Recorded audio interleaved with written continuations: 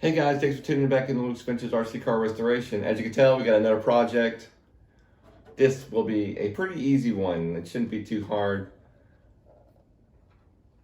This is a 1999 Kyosho Peugeot 206 WRC EP line RTR cars. Very neat RC car, not very expensive. I actually myself owned the GP version back in 2000. It was a Honda S2000. Great little cars, very inexpensive. I think I picked it up from Tower Hobbies for like $200 or something like that. So not very expensive, but quite fun cars. I always found these to be a little bit on the cheaper end on materials. And this is a time when Kyosho, I guess, was experimenting with different types of plastics and stuff. This plastic is the ABS mixed with a nylon or resin. So, pretty sturdy cars. Let me show you a little bit more about this one. This is the Peugeot version, the WRC. And it's a 206. I got the manual here. It's going to tell me what I need to do. But these are pretty cool little cars. They're, to me, more of the nostalgia size cars. So yeah, they're 10 scale, kinda. I would say more into 1/11 scale. But Kyosho was funny with the scale stuff. Really big cars would still be 10 scale. They would just call it Super 10. So great car for the newcomer into the RC game. And these look really good.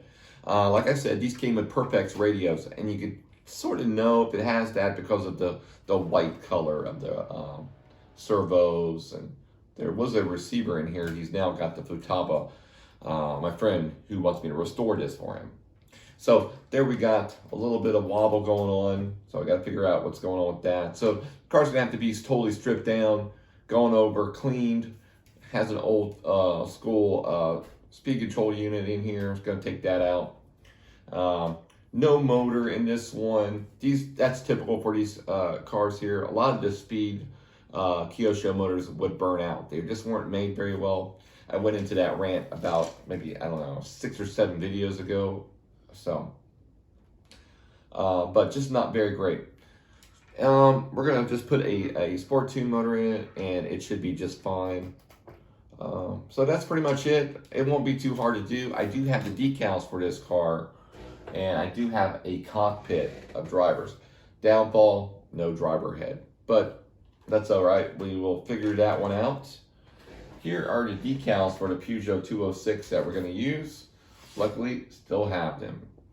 So really cool. There's not a ton of these on YouTube for some reason. You would think there would be because they were quite inexpensive back in the day.